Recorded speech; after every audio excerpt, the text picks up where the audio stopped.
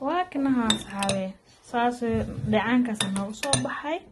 سو جدينبو وآد وقرح بدن كديب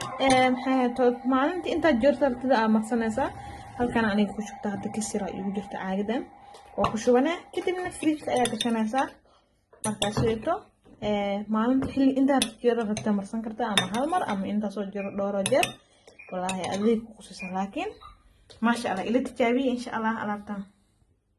assalaamu alaykum asxaabta maanta waxaan wada alaab fiican oo na guriga ku taalo oo meel dheer ka jirinaynin ama ku daalaynin oo markas isticmaashi oo na dabiici ah وسميساني alaabtan insha Allah oo idin wadaagi doona wajiga marsanaysa wajiga vitamin C ku siinaysa ma sha Allah liintaan ka sameeyay iyo liintaan kaleenta ayaan liin orange ayaan ugu aqaana laakiin liintaan waxa uu taqaantiin liinta jalada ayaan ka sameeyay labadan liin tan sana uula insha Allah waxa kale ku rabaa olive oil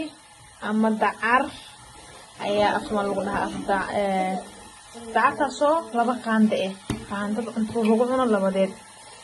aan ku darsanana insha Allah iyo saliid saytuun oo isla wada naqaano aan ku darsan doona insha Allah oo hal qaande kana asxaabay saasa biyo kul hada biyan soo daqiiqo ku jiri biyo kul hada soo bixiyay dabka hawe agan ayaan marka hore isku darsaday wixii dhan aan idin sharaxay caagada ayaan isku darsaday kadibna waan ku soo karkariyay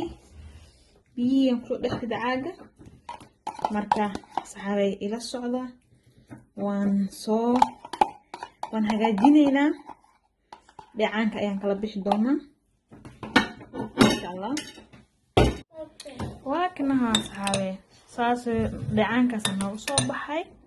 soo jeedinbo oo aad u qurux badan kadib maxaytood maalinta inta jeerta ارتداء maqsanaysa halkan aniga ku shubta hada kasira igu jirta caagadan oo ku shubana kadibna fridge ayaa gashanaysa markaasheeto maalinta xilli inta jeer rabta marsan kartaa ama hal mar ama inta soo jiro dhowr jeer wallahi adeeg ku qosaysan laakiin ma sha Allah ila tijaabiye insha Allah alaabtan